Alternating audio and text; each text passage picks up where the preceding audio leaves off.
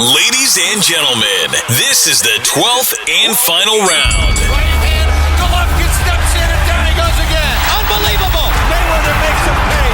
What a rookie mistake. A sensational left hook by De La Hoya. It's fact. I'm the best. You know what I mean? Sometimes I don't want to believe it myself, but it's the truth. I'm the best. I'm going to show you how great I am. From Southern California, this is the Last Round Podcast. Episode, what number are we at? 9, Danny Z. Number 9. We should be on 10, but we had a scheduling conflict last week, but it's okay. We came back anyways, so it's not like we went on a extended hiatus, but we're back, Danny Z and Michael Shepard here for the last round. And man, yeah, like I said, like I always say in the previous 8 episodes, I feel like every week it just gets bigger and bigger and bigger, especially with this past Tuesday's announcement from PBC.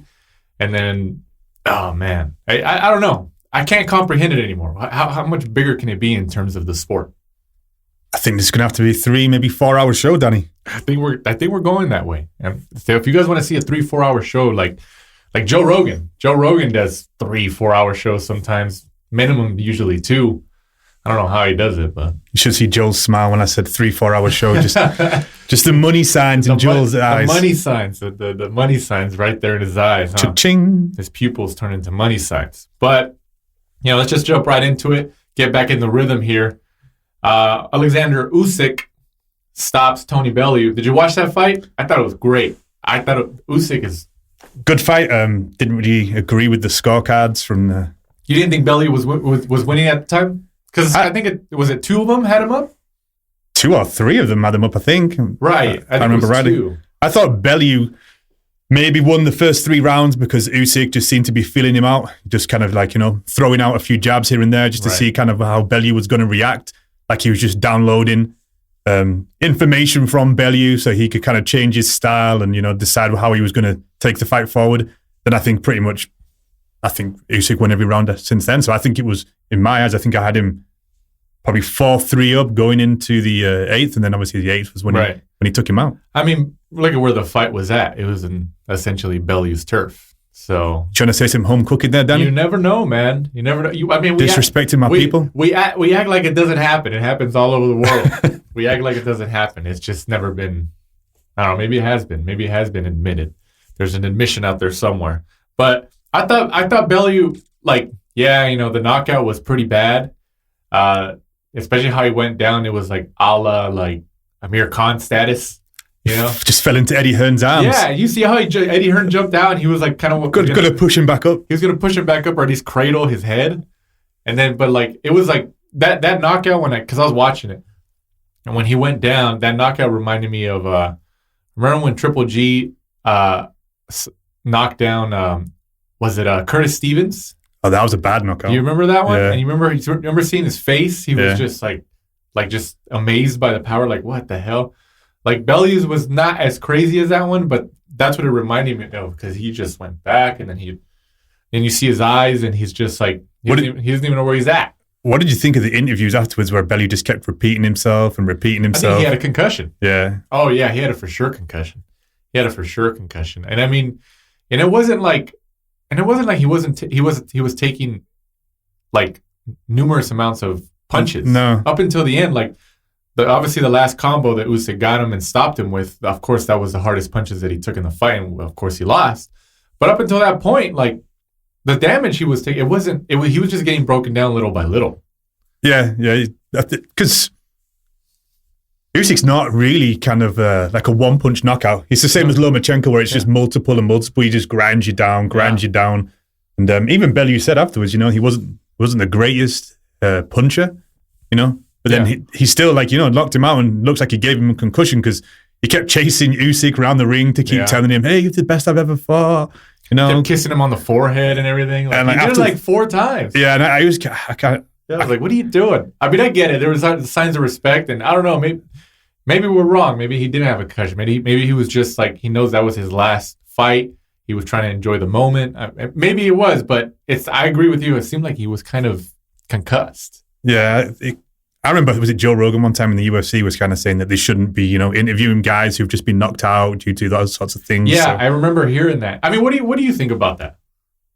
Like, like we just said, it didn't look like a huge knockout, but once he kept repeating himself, like me and you both said from watching it on the TV, we thought something was wrong. Right. So I think they should have just cut it short and then just waited until the interviews afterwards. Right. I know, obviously, they want to get in there and they want to get the first interviews, because sometimes, fighters will say kind of something crazy afterwards and they get a good snippet they can put on TV, get lots of views. But I thought something was wrong, so did you, and I've heard other people say the same thing, so I think common sense should have said, like, hey, just get him out of here. Yeah. I mean, hopefully he's okay. I mean, I haven't heard or read anything about his medical examination following the fight. Maybe it is out there. Maybe they talked about it. I don't know, but I haven't heard anything.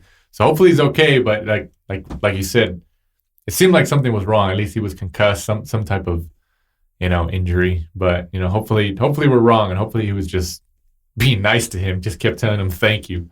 But I mean, like, I don't know if did we make predictions for that fight? Even the 2 weeks ago? I don't think we did, huh? I think it went the way that everybody. I mean, yeah, I expected Usyk to win. And then the first couple rounds, I remember some of the commentary were talking about, like, oh, Bellew is actually in this. He was. I mean, especially with Usyk coming with all that hype, winning the World Boxing Super Series, being the unified champ at cruiserweight. He was coming with a lot of hype, with a lot of momentum. Yeah, he's an interesting character, like he's kind of, that was his 16th fight, unbeaten, been to everybody's backyard. Yeah. And, taking the titles away from him, even on the scorecards, going to countries like Poland and Latvia. He's got a good pedigree. I think, obviously, stepping up to the heavyweights soon. Was he a ballet dancer too, or what? The guy's got some moves. I posted a few videos. Like Lomachenko? Yeah, I posted a few videos on the Last Round Twitter, and you can see, How many do you think of these Ukrainians or Russians like are trying to follow in the footsteps of like Lomachenko, who want to be boxers? Like, man, if he took ballet and then he's like one of the best in the world, maybe I should do it. Like, I wonder how many people, because I guarantee there's at least a couple who are like, you know what, I'm gonna go this route. I'm gonna do it. Yeah, I mean, Papa Lomachenko seems to have had the right idea. Obviously, if you can't be touched because your feet are that good, you can get in and out without getting touched. Look at Loma. Oh yeah, he's unbelievable footwork. And then obviously Usyk's just a cruiserweight version. So it's going to be interesting. Now obviously it looks like he's going to step up to heavyweight for the bigger paydays and try and unify another division, just like Evander Holyfield. Oh yeah, absolutely. So real deal. It'll be interesting to see how he does against, because, back in the day, Tyson and Holyfield, the heavyweights then, they were, 225 pounds, 230. Yeah. Now the guys are legit giants, Look at Tyson Fury and Wilder. 6'9", 6'7". Because, Wilder's big, but he comes in, more of a 215 pounds, like kind of like a cruiserweight. Between 215, 225, maybe. Yeah. And then obviously you've got your Anthony Joshua's who are like 250. Yeah. Just solid muscle. But then you've got the Jarrell Miller, 300 pounds. Jarrell Miller's insane. So it's going to be interesting to see how Usyk, can. Do you think he'll go up though? I think he will. It's looking like he will. I've seen a few interviews with Edgar Klimas. Yeah, his manager, and he's pretty much kind of said that he's going to do it. I imagine he'll probably start off with some of the cruiserweight / heavyweight style guys. Like a Bellew and a Hay who have stepped up. Yeah, just to maybe try and. I mean, who in his first fledged heavyweight fight, who would be a matchup they would put him against? Because they're not going to throw him in there against like Joshua and those guys right away. They're going to try to put him in there with somebody who's got a little bit more talent than. I mean, Bellew was a good, pretty solid test. I mean, yeah, he's older and he's in his mid-30s, and yeah, it was his retirement fight and everything. But he still has talent. I mean, he still put up a pretty decent fight. I was impressed with it, and I was satisfied with the performance. But in terms of Usyk moving up to heavyweight, I don't know who he could, I mean, like, obviously that if he wins and if he keeps winning, like, they're going to try to make a fight. I think they will make a fight with like Joshua or one of the prominent heavyweights, I could see him facing, some of the smaller guys like a Kubrat Pulev. Yeah. A Joseph Parker. Like, Parker, I think, is only like 6'3". You know what? I could see the Parker fight. Because Usyk is what, 6? Someone said that, I heard the other day, they said that he's listed at 6'3", but people think he's actually taller. Oh, really? Which is kind of strange why you'd put yourself as a smaller guy. I can see Usyk and Joseph Parker going at it. Jerick Chisora, obviously he's listed he's fighting obviously Dylan White in December, but he's a smaller heavyweight. Yeah. Or like we were just saying about a cruiserweight that's moved up. Do you remember Marco Huck? Right. The German. He's similar, small, but he's moved up to heavyweight probably for the bigger paydays. Robert Helenius, the guy from Finland, he's another one. Or even a local guy, Anthony Ruiz Jr. Yeah, Ruiz Jr. Yeah, he could be an interesting one. I mean, Povetkin's what, like 6'4"? Yeah, and he's a solid guy. He's skillful as well. And he's skillful. Yeah. That's why I think, Povetkin was beat by, like, Joshua and Klitschko and stuff, but, like, Povetkin's still dangerous for anybody. And he's a name. Because obviously, he's got that DAZN deal. He's got that Eddie Hearn money. Oh, yeah. So Hearn with Hearn. Everybody's chasing the Anthony Joshua fight. Oh, yeah. So, now Usyk's beating Bellew, a British fighter, you'd have thought that they'd want another person that's kind of known. So you're looking at maybe someone like, Povetkin or somebody that Joshua's already fought. I could see Usyk and Povetkin going at it. I think that'd be good. And Joseph Parker's another one who, ever since he got beaten by Joshua, he's come back and he's fought Dylan White. Right. He keeps getting the British fighters, because I take it the British public must have maybe taken to him. And Eddie Hearn's like, hey, he comes, he fights. He's making money. So it works out. Yeah, I can see it. So you think Usyk is no more cruiserweight after this fight? I'd be surprised. I mean, it's a really... So he relinquishes his titles? I think it's a lose-lose situation. He's taking it. He's the undisputed. Like, I don't see anybody in that division where he could really earn mega money. He might as well. He's done it. He's won all the titles. He's kind of cleaned up that division. Unless for some reason, like Andre Ward decided to come back and... that would probably be a good cash fight for him. I honestly think like Ward would possibly come back for that one-off fight. Maybe. Because I mean, honestly, like, yeah, he went out on top and everything, but like there wasn't any more money for him to make in the division. No, he was never really a big earner because of the fact he always kind of went 12 rounds because he was so skillful. Right. He was very defensive-minded, like Floyd towards the end, which wasn't fan-friendly, even though he did have a HBO deal. Mm-hmm. He didn't really earn the mega money that he probably should have done for the talent that he had. Right. No, absolutely, yeah. I mean, I could see Ward. I mean, yeah, Ward says, like, oh, I'm not coming back. I'm not. But, like, if the money's there, I feel like he's going to be like, you know what? I could come back for this. I've just another one's just coming to my mind. A great heavyweight, maybe possibly the greatest heavyweight of all time of recent era. Who? King Charles Martin. Oh God, yeah, the IBF world champ, former IBF world champ. Man, hey, you know what though? He's in the record books though, man. He's like, you know what? I was world champ. Yeah, he was world champ for like 20-30 minutes. Yeah, was it 20-30 minutes? Oh man, I remember that too. I think he won the title, and Eddie Hearn was like, "Oh my God, I'm going to throw so much money at this guy so Anthony Joshua can just relinquish the titles from him." Yeah, I've never seen a heavyweight get into the ring and then actually look at their opponent, and I think I could visibly see his legs shaking. Oh yeah, you could tell he was intimidated. I was like, "Dang, that sucks. That sucks." That would be a great fight for Usyk. Oh yeah, I could see that. I could see it. Well, yeah, I could see Usyk taking that and like, "Oh yeah, look at what I did." Like. I can see it, but I would like to see Usyk Povetkin. You want to see against the Joshuas, the Wilders, and stuff. But Usyk Povetkin, especially them being similar height, they're both very skillful. I think that's a great matchup. And it gives him time. He fights the kind of the smaller guys like we just listed, the guys who come up from cruiserweight or just generally smaller, like 6'3", like a Joseph Parker. Right. Gives him time to naturally put that extra size on. Right. Get that extra muscle on there. So I think those are definitely a great list of people. Yeah. It's going to happen. I'd say probably March, April? I think his next fight will probably be around then. Like the guy's definitely got to be the MVP of 2018. Oh yeah, he's going to have to be the fighter of the year. Yeah, definitely without a doubt. Yeah, that guy is insane. These Ukrainians, man, it's ridiculous. They're taking over. So okay, fight preview. What do we got this Friday? Friday night on ESPN. Is this ESPN Plus or ESPN? I think it's just old regular ESPN. What? No way. So we got Maurice Hooker, 24-0 with 16 KOs against Alex Saucedo. Saucedo's trained by, is it Abel? Yeah, that's right. He's trained Sanchez, up in Big Bend, local to us. Yeah, so he's not too far from our studio here. 28-0, 24-0. I think this is a sleeper fight. Like this is one that's going to be under. I mean, it's going to be under the radar. Just there's people who are like, of course, casuals like, oh, I don't know who that is, but I think this is going to be a pretty good fight. Yeah, I agree. I think it's a good fight. I think because there's so many big fights coming up. Obviously, Wilder and Fury are stealing all of the headlines. Oh yeah, a couple of weeks away from that. This would be a good fight for anybody who's listening and doesn't know that it's on, and you've got ESPN. I would definitely watch it. It's strange because obviously you've got Maurice Hooker's actually going to Saucedo's backyard to defend his title. Oh yeah, that's right, at Oklahoma City. Yeah, it's going to be a good fight. Hooker's actually from Dallas. He's going across the state line to Oklahoma to defend his 140-pound title against Saucedo. A good top-ranked card. Who's your money on?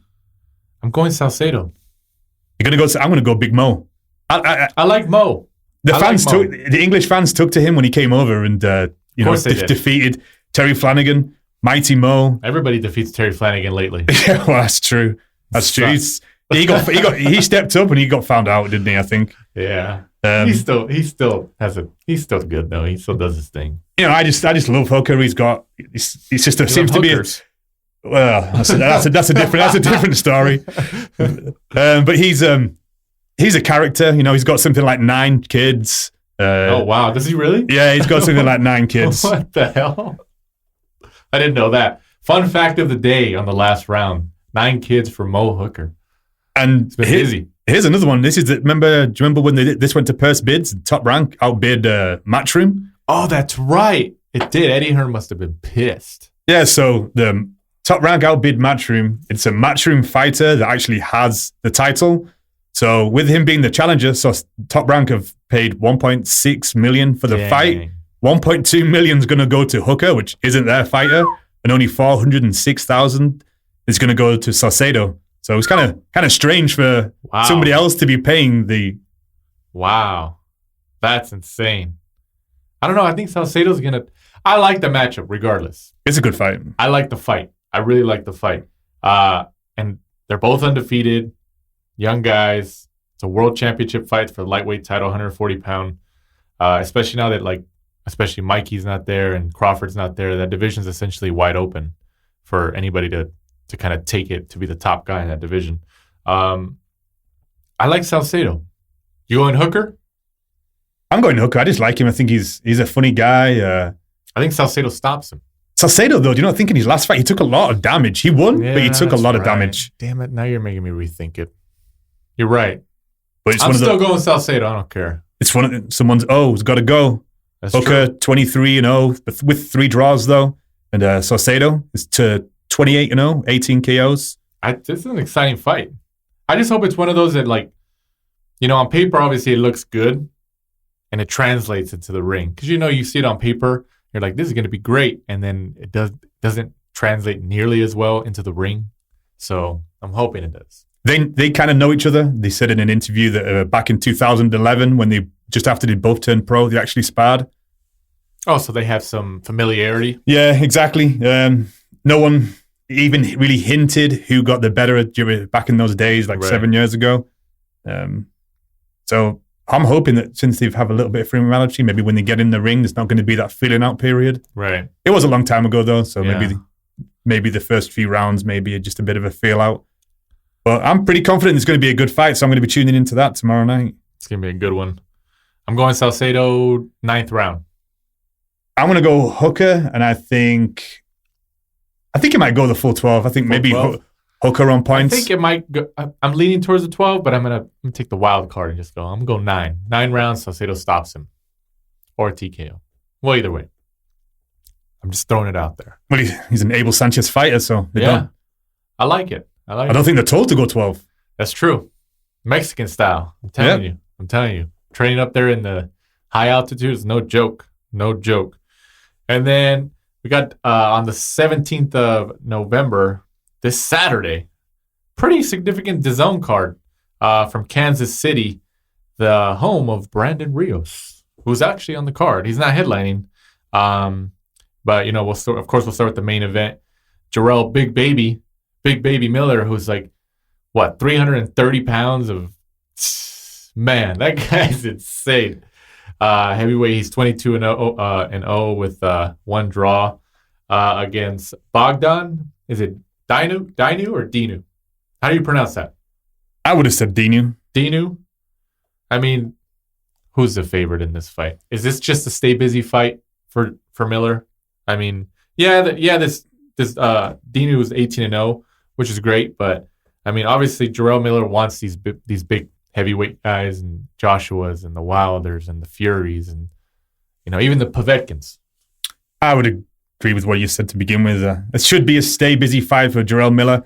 I'm not going to lie, I'd never even heard of Bogdan Dinu before. I had to look up who he was. This is his chance to make a name for himself, though. Yeah, exactly. But I think it's another one for Jarrell Miller to look good, try and talk his way into a big fight.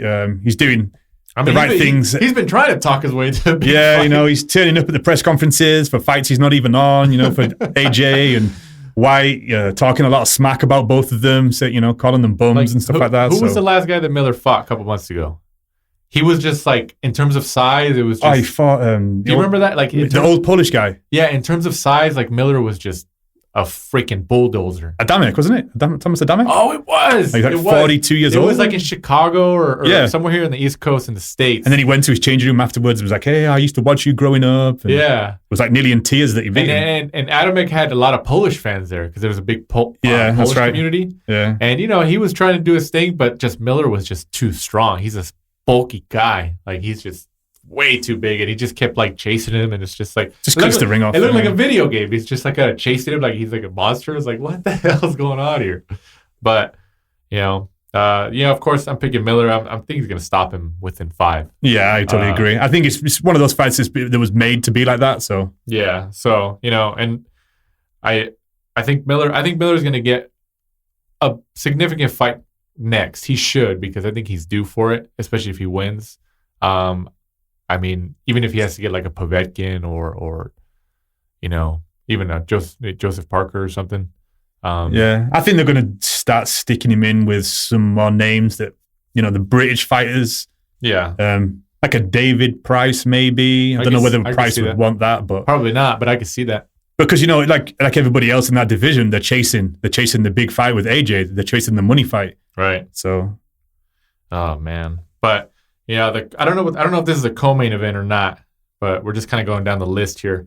Gabe Rosado, War Rosado. I feel Rosado's been in the ring with everybody against Luis Arias, who fought Danny Jacobs. I don't think he fought.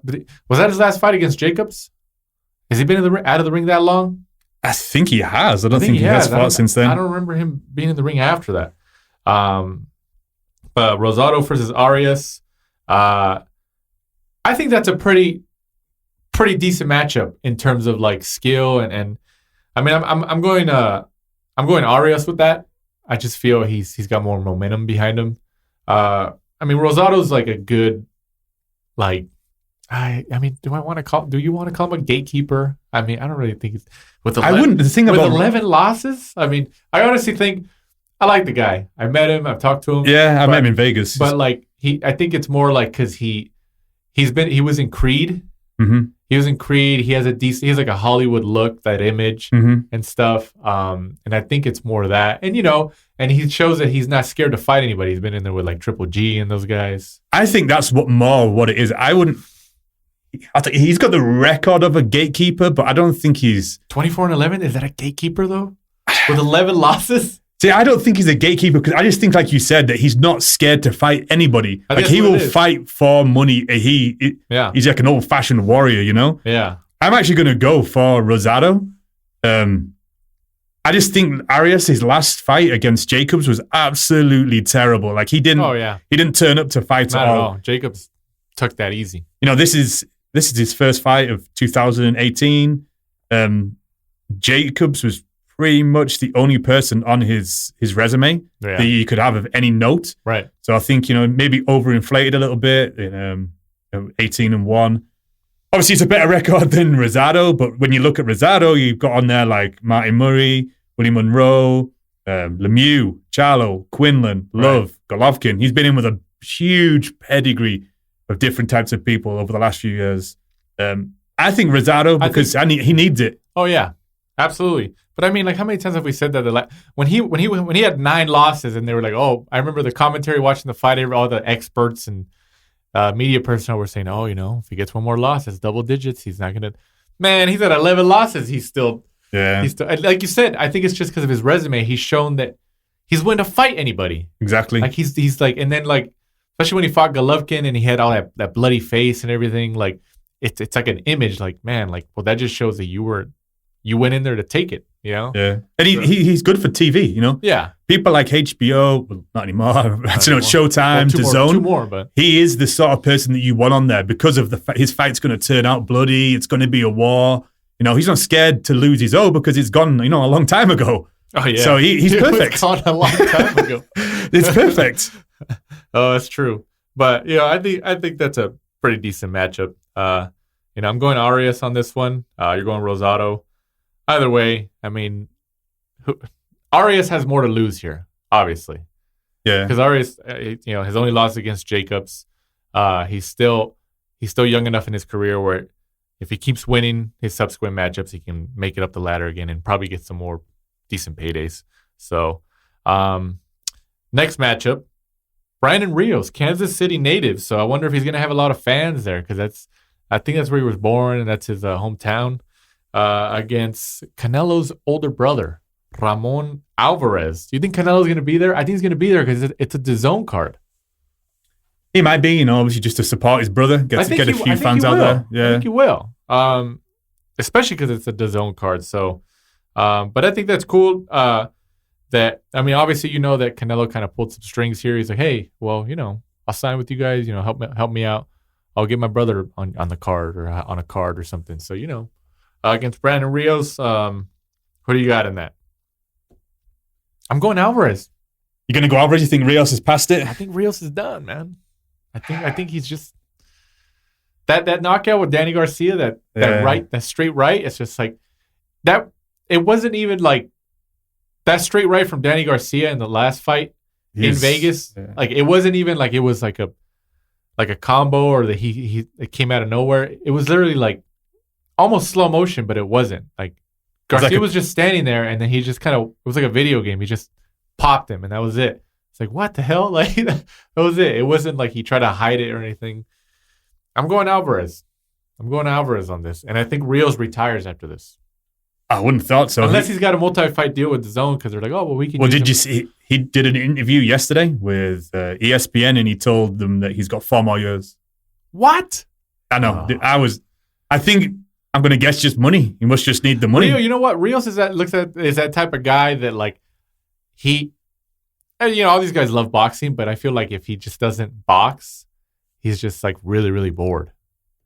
And then, obviously, you get decent paydays still. Like, oh, okay, well, yeah, I'm going to keep fighting and fighting and fighting. So he said he's got 4 more years, 35 years old. I'm calling it quits. That's my deadline. I promised my little girl that when I win a world title, the next one's going to be for her. That's his words. I mean, let's see. Does an interim count?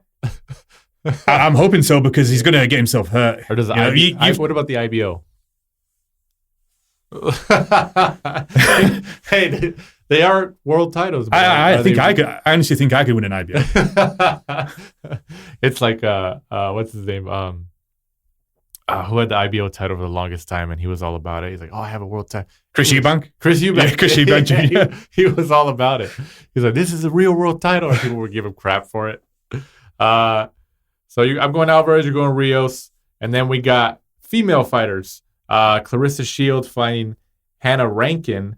Hannah Rankin actually, the Hammer should have been in that spot. That's right. Yeah, Christina Hammer should have been in that spot. But she pulled out of the fight. There was a rumor. I don't know if it got confirmed or not, but I don't know where I saw it, and maybe it was just gossip. But that she was might be pregnant, so that's why she pulled out. Oh, really? I don't know if it was real. I don't know if it was. People were just saying that, but did they ever say a reason why she pulled out? I mean, I'm sure they made it was a medical thing. But I think all I remember is that they said it was for some kind of medical reason, and they were going to try and make the fight next year. But I don't know whether she's just kind of running scared because she's been living off Well, I mean, like everybody's already everybody's been wanting to see this fight mostly because the Hammer has the titles, and she's obviously been beating everybody. and Shields is the biggest threat, and everybody's picking Shields to beat her anyways.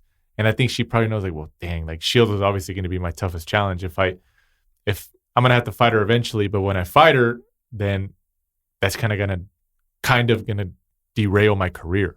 Yeah, because she's unbeaten. She's big in Germany, isn't she? She's kind of like a boxer / cover model out there. Well, so. she's pretty hot, so I mean, it's going to be a big fight. But the Clarissa Shields and rankings from Scotland. I think she's like 5-2, but she holds a version of the world title. Right. Clarissa Shields, I believe, holds, is it two titles, world titles? I think she's got 2 now. WBC and WBA.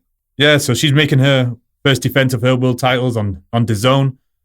It should be a good fight. I think Shields is actually kind of looking like more in shape now. Yeah.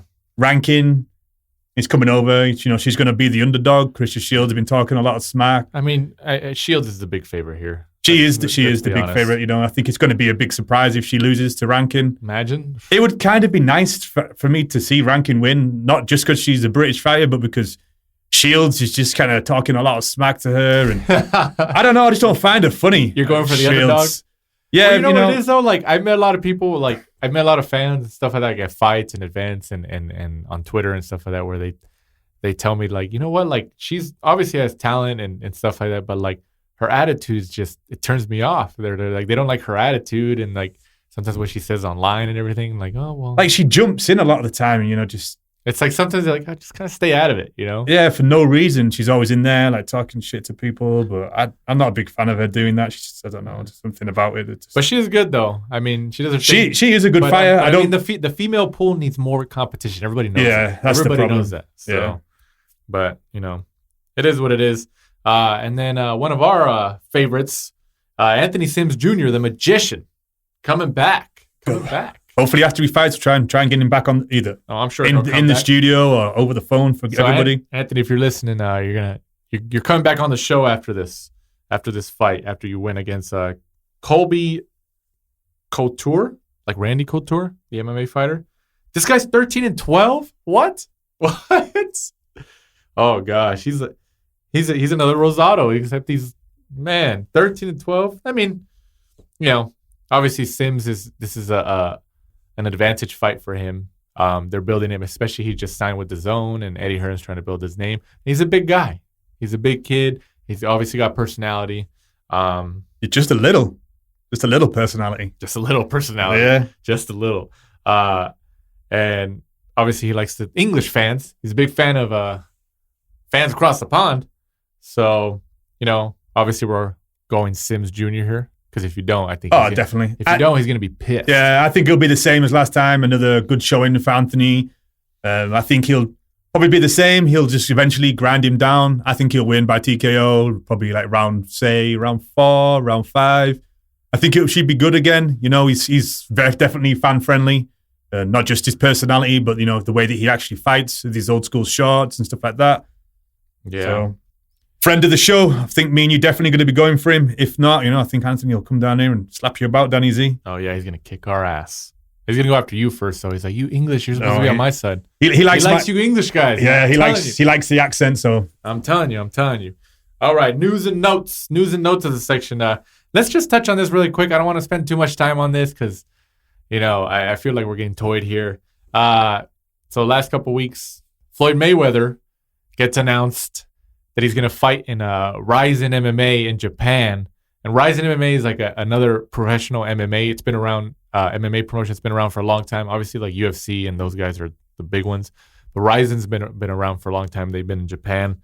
You know, I knew about it a long time ago. Shout out to my MMA buddy in the New Jersey area, Ed, who told me about Rizin and all these other promotions a long time ago. But, you know, Floyd, they did a press conference over there. They said he was going to fight this 20-year-old MMA fighter named Tenshin Nasukawa.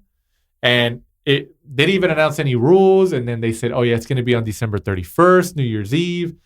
And then after that, Mayweather says, like, no, nothing's happening. They sold me out. They what the hell? What the hell's happening here? It made no sense. Like, he was trying to, what his excuse was, they told me it was going to be just for a private selection of like multi-billionaires, like high-paid attendees or something. But he was at the press conference where they were talking about it. It made absolutely no sense. I mean, he said in subsequent interviews that he said, well, I wanted to be professional, so like I didn't want to say anything because we were in the press conference, so I just went along with it. That's what he said. Mm-hmm. And then I just saw a TMZ interview, I think yesterday or sometime this week, where he told TMZ, he's like, oh, no, we're going to make it happen. It's like, what the hell's that? Like, what's happening? Like, maybe, I don't know, maybe like, it's good for Ryzen. It's good for Ryzen and this kid because, like, now look at how many people are talking about Ryzen MMA and this 20-year-old MMA fighter, Tenshin Nasukawa. Who else would have known about Tenshin? I mean, there's people out there, MMA fans, who know about Ryzen, but I think if publicity stunt. If the fight goes ahead and he gets paid, supposedly, I think it's around $88 million. That's insane. They'll pay him $88 million, and then Ryzen will go bankrupt January 1st. Probably $88 million. They're going to go out on top for one night and then be like, all right, it's over. That's it. We did it. Happy New Year. Happy New Year. But, that's an entertainment in and of itself. He'll just put them in the corner. Like, they announce it. They then look kind of silly because he calls it off. He then goes back and is like, hey, we'll do it, but these are the rules. And he picks all the rules. The other guy has to wear something like 22-ounce gloves. Looks like a clown. And then, because he's going to do it like he always has done, so everything is in his favor. Yeah. But he's not stupid. He's a good businessman. Oh, yeah, absolutely. Nobody's doubting that. Yeah. But we'll see. We're on the Mayweather train here, and let's just see what happens. Exactly. So let's talk about the undercards that have been announced that are slowly getting announced for. Let's start with Canelo Fielding. What they just announced recently for Canelo Fielding as that undercard. So for Canelo Fielding, so far we've got Virgil Ortiz Jr. All right, Golden Boy fighter. And Robert Garcia, the gym. He's on there. He's fighting the notorious TBA. Oh, TBA, undefeated TBA. Same as Ryan Garcia. He's on the undercard, and then TBA is also fighting him. I'm interested. Ryan Garcia, now that he's been with Reynoso a month or so, and leading up to it, that's what everybody's going to be looking at. Like, okay, let's see what kind of adjustments, what kind of changes you made. So I'm hoping that I'm excited to see that. Yeah, I'm hoping that now he's changed and he's not been, managed and stuff like that by his dad. I'm hoping that they just take him away from the limelight. They work on his game, work on his footwork, work on his defense, stuff like that. So he's not so robotic. Yeah. Just so he takes him out of the limelight for a little while, build him up, then come back. Because at the minute they were throwing us down our throats so much that the money, man. He was drawing money. But it makes you want to fight back because he's fighting all these people from the weights below. And you're like, oh, he's the world's best. I fought Lomachenko. I sparred Lomachenko. I beat his ass. You're like, dude. You're like, come on. So anyway, I hope that's what they do to him. Take him away, improve him, then bring him back like a Ryan Garcia 2.0. You never know. I mean, going with Eddie Reynoso is obviously a really great change for him. So let's see if it works out for him. Was there anything else announced for that undercard? One that we hope to be getting on here soon is Mauricio Herrera is fighting Saddam Ali. That's right. Kind of a comeback fight for both of them. Yeah, it is. Mauricio, obviously a local fighter. I spoke to him and he's agreed to come on the show. So hopefully we can get him on either just before the fight or after the fight. Great. That'd be great to have him on just before the fight. So Mauricio, if you're listening, we're waiting. We are waiting. And then Saddam Ali, like you said, both a comeback fight for both of them. Mm-hmm. That should be a pretty decent matchup. So. Hopefully, good luck to both of them. What else do we got? David Lemieux is fighting somebody. The Canadian Playboy is back. I'm going to murder this name. Terreno Johnson. Murdered it. You're done. That's it. Terreno Dexter Johnson from the Bahamas. Lemieux's on there because they're trying to keep him at the same timeline as like Canelo and these other big, especially Canelo. Because I guarantee you that Canelo and Lemieux will fight. Because Golden Boy gets to keep all that money. Keep that money in-house. Yeah. You may recognize the Lemieux's opponent. He fought Derevyanchenko back in August 2017. Derevyanchenko TKO 12th round. Oh. So, you hardcore fans, I guess, you probably may remember that name. Sergey Derevyanchenko. And then the co-main event for that night, obviously people probably already know this, is Tevin Farmer is defending the IBF World Super Featherweight title. Against Gervonta Davis? No, not yet. Not yet. Come on. Francisco Fonseca. Okay. So that Fonseca, who did he fight? He's fought some decent names. Or he fought somebody. Who was it? You're right. He fought Davis. That's who he was. Yeah, he fought Davis. That's where I was like, where did I remember him. That was the Mayweather McGregor undercard where Davis missed weight. That's right. And the fight he lost his title. Yeah, he lost his fight. Damn. Lost the title on the scales for being overweight, and then obviously the title was only on the line during that fight for Fonseca. That was the one where it was wasn't it a strange knockout where Gervonta hit him on the back of the head? It was. Yeah, and they were like, "What the hell? Like, what happened?" Everybody was all confused. Yeah, like, Fonseca was trying to I can't carry on. I can't carry on. So whatever. That's right. So let's transition to the Wilder Fury undercard.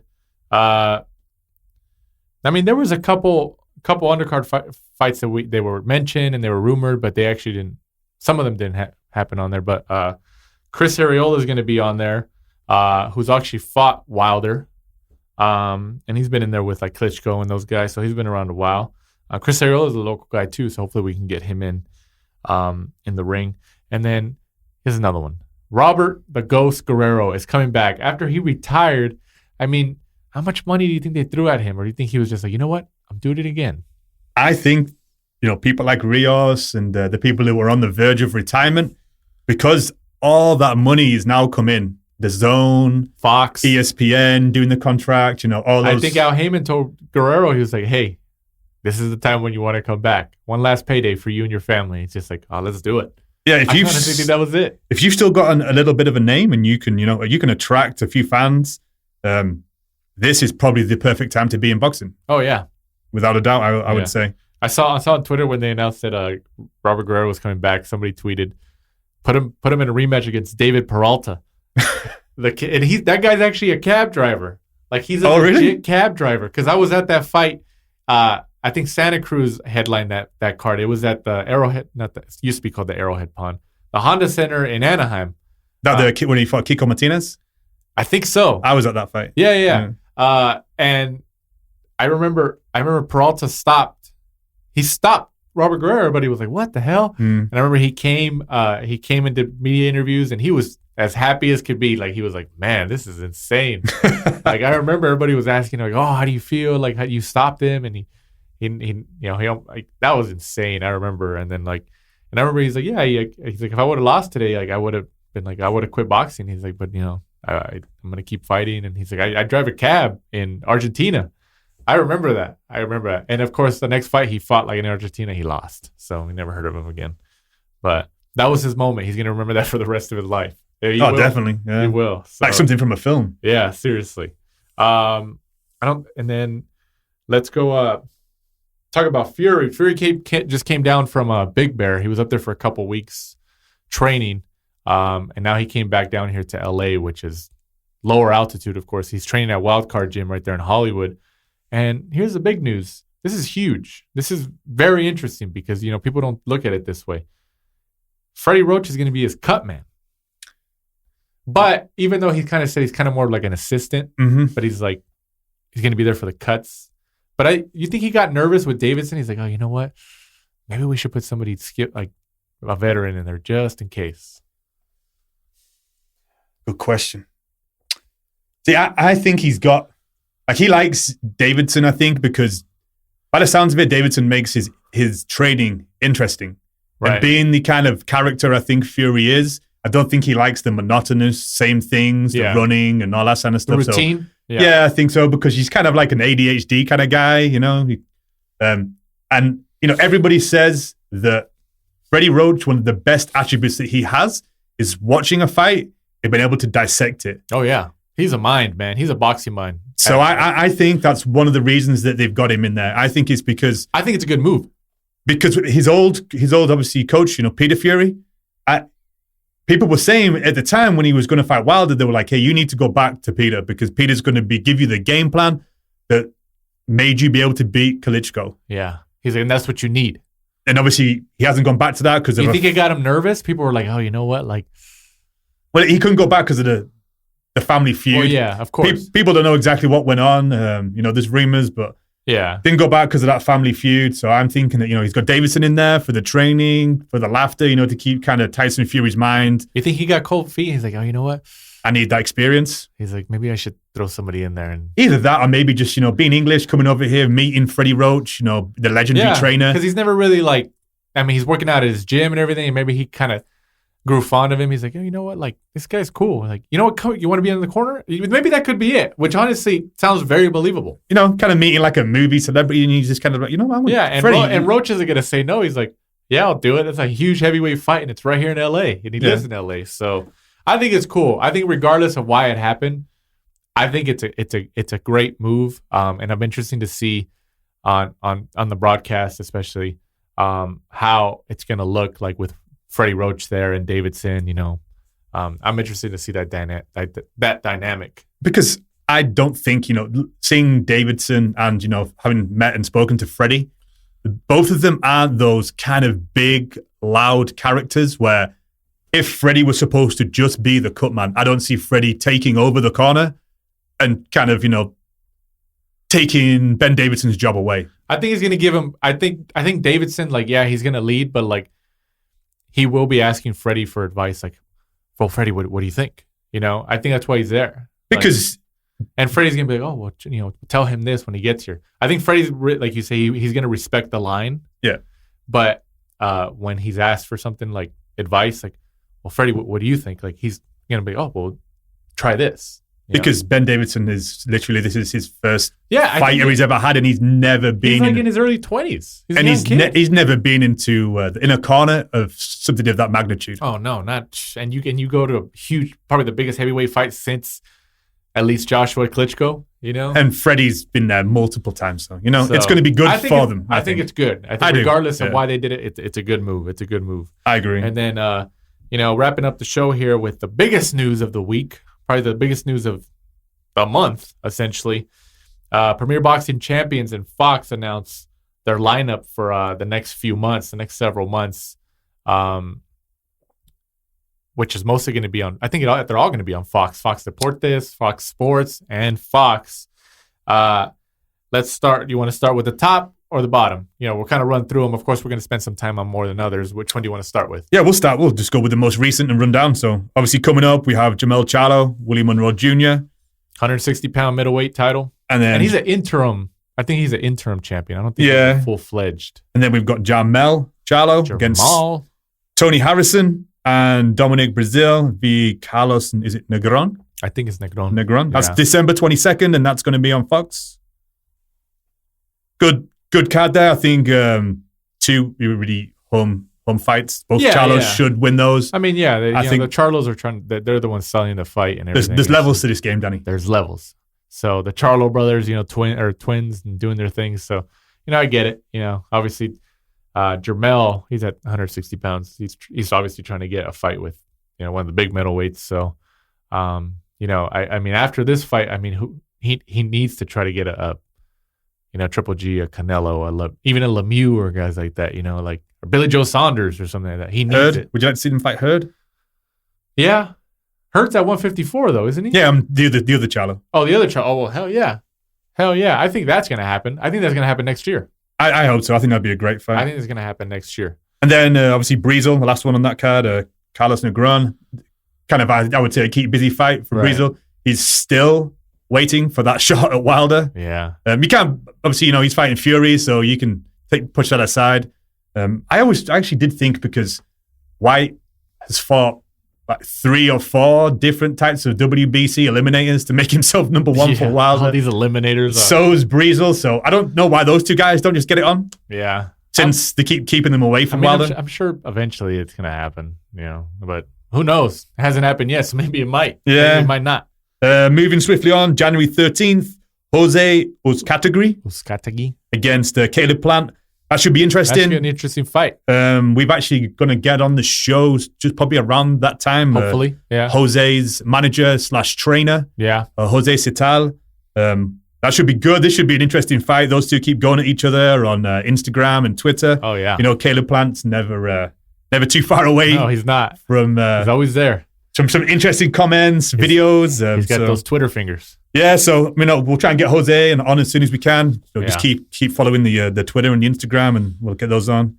Next one, January the 26th. Keith, one time a year, Thurman One time a year. against It's almost been 2 years, man. It's insane. against Josecito Lopez. Another one who's actually agreed to come on the show. So Yeah. hopefully soon we can get him on. This whole. I mean, at first it was becoming a joke. One time a year and stuff like that. It's Yeah. like, oh man, like he needs to fight at least 3 times next year. At least. I know it's kind of early, but who do you see winning that? Do you think? Because Keith kind of gives the impression that he's kind of overboxing. Yeah, I could see that. Especially as time kept going on this last, year or two for him.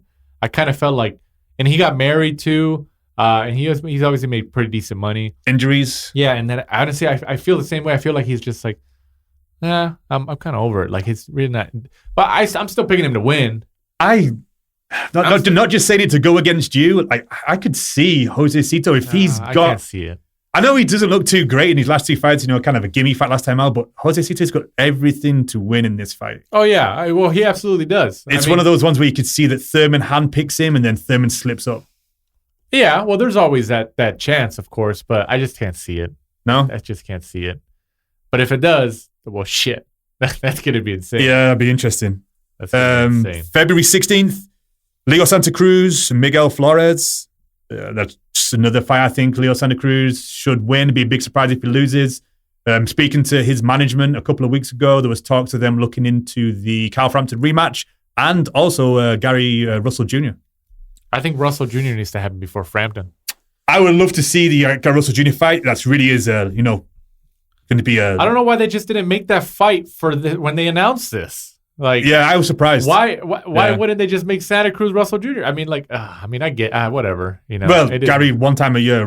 Yeah, he's. You can't do it in February. What's he going to do for the rest of the year? You're going to wait till summer. Like seriously, like I wonder how that works. Like he's just like that guy could have made so much more money. They've asked him too, like, why do you fight one time a year? He's like, oh, it's just a business, and he kind of gets like irritated by the questions. It's like, well, it's true, man. Like it's like whatever. Dude, he could have halved his career. Just what, I'm going to do 2 fights a year for 5 years instead of 1 fight a year for 10.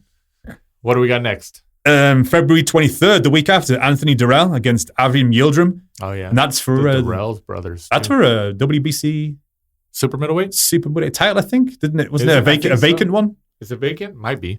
I think it's for this. I thought Durrell would pass it. I honestly, his last few kind of showings, I thought it looked kind of like Thurman. They were overboxing. Yeah. Yildirim, obviously, people who recognize the name. He fought Chris Eubank Jr. Oh, he did. That was the one where Eubank scorched him with that body shot. Yeah, that's right. Literally, he's very, very one-dimensional. Yeah. Durrell should, if he's got anything left, take him out. It's kind of an easy fight for him. March 9th, Sean Porter, Yordenis Ugas. Now this, I think, is a great fight. I like Ugas. I do. Good fighter. I like him. Underrated, kind of off the radar a little bit. Yeah. That'll be an interesting fight. I don't think Sean Porter should sleep on this guy. No, exactly. That'll be good to break down nearer the time. In terms of name recognition, of course, Ugas isn't another like a Spence or anybody, but in terms of talent competition, that's a good fight. Yeah. March 16th. You missed this one out. This is the big one. This is Fox pay-per-view. Errol Spence Jr., Mikey Garcia at AT&T Stadium. Are they really going to try? They're going to try to sell 100,000 seats. They think they're AGA. Wow, I honestly don't think they're going to come close.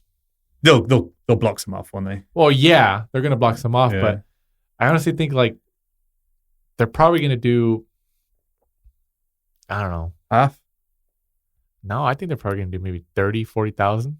If they price it right. Well, yeah, if they price it right, and that's what they're going to have to do, but they're going to see how that sells. And if it's not selling, then they're going to just like drop it and like, okay, just give them away. Yeah. I thought that was a big gamble in terms of the venue. I mean, yeah, I was surprised. I mean, Jerry Jones of the Dallas Cowboys must be like giving them a lot of money for him to get that fight. I mean, great fight. Yeah, great but like, fight. I honestly thought they would have fought in Vegas. I mean, it could. I don't know.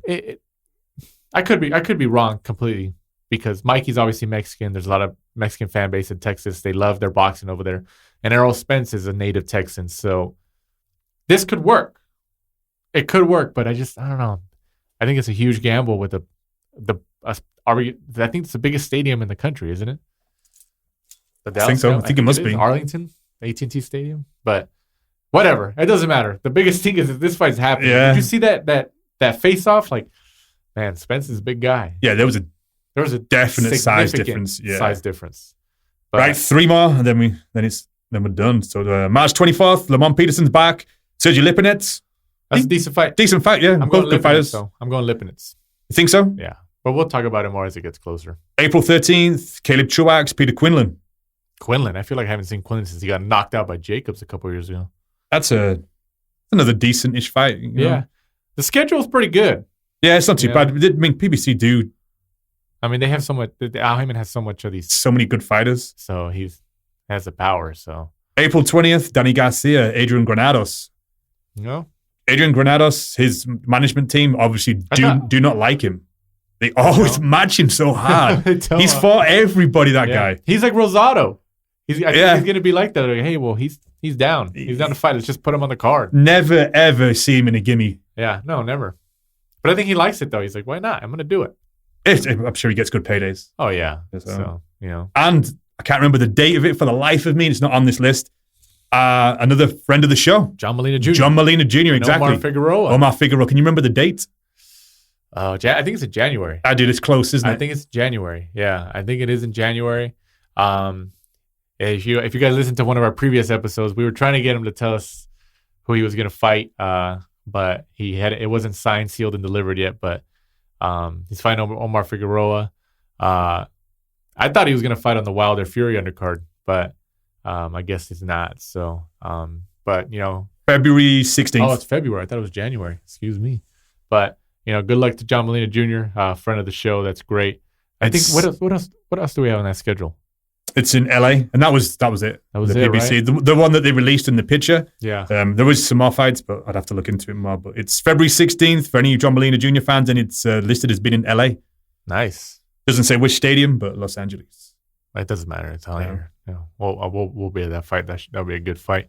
But I'm glad we're back. I know we had a scheduling conflict last week, but we're back in the thick of it. You know, we're recording a little late in the week for a couple weeks due to some scheduling issues. So, you know, hopefully you're still listening to us, whether it's on Spotify, Apple Podcasts, Stitcher, Audio Boom, all that stuff, Google Podcast. You know, we appreciate it. Like I said, you can tweet us, Instagram us, at the last round 12, at the last round, the number 1 and the number 2. Send us questions, what you want us to talk about, who you want us to try to get on the show. You know, because we're moving forward here. We're moving forward.